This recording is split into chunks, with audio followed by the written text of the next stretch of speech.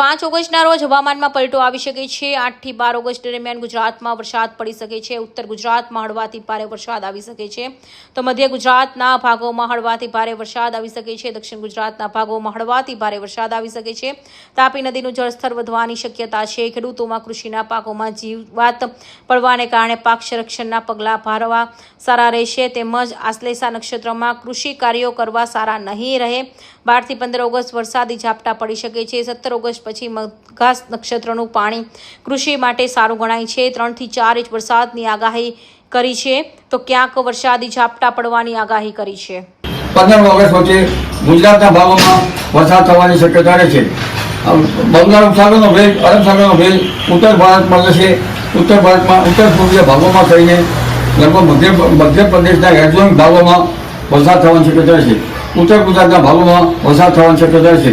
કેટલાક ભાગમાં 2 inch 3 inch તો ક્યાંક 4 ઇંચ જેવો વરસાદ થવાની શક્યતા રહે છે। મધ્ય ગુજરાતના ભાગોમાં પણ વરસાદ થવાની શક્યતા રહે છે। દક્ષિણ ગુજરાતના ભાગોમાં ભારે વરસાદ થવાની શક્યતા રહે છે। તાપી નદીનું જળસ્તર વધવાની શક્યતા રહે છે। 20 ઓગસ્ટથી પણ મકર નક્ષત્રનો વરસાદ થવાની શક્યતા રહે છે।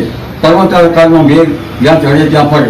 આ ઉપરાંત આઈઓડી પોઝિટિવની શક્યતા રહેતા સપ્ટેમ્બર માસમાં પણ વરસાદ થવાની શક્યતા રહે છે। 12 સપ્ટેમ્બર બાદ રાજ્યના ઘણા ભાગોમાં વરસાદ થવાની શક્યતા રહેશે। એટલે ઓગસ્ટ અને સપ્ટેમ્બરમાં પણ વરસાદની સ્થિતિ રહેશે। ભાદરવા સુદમાં અંબાજીના ડુંગરામાં પણ વરસાદ થવાની શક્યતા રહેશે। ગણેશ ચતુર્થીના નિમિત્તે પણ ક્યાંક વરસાદ થવાની શક્યતા રહે, પણ ઉલ્લેખનીય છે કે લખતર, ધાંગધ્રા સહિતના તાલુકામાં ભારે વરસાદની તારાજી સર્જાઈ શકે છે। 24 કલાક બાદ પણ પાણી ન ઓસરતા ખેડૂતોને હાલ બેહાલ થયા છે। લખતરાના તલાસમાં જમર સહિતના ગામોમાં ખેતર હજુ પાણીમાં છે। ખેડૂતોને વાવેલા કપાસ, એરંડા, જુવાર સહિતના પાકને નુકસાન થયું છે। લખતરના ખેડૂતોએ સરકાર પાસે સર્વે કરાવી સહાયની માંગણી કરી છે। કૌશિક પટેલનો report, Hind TV news, Surat.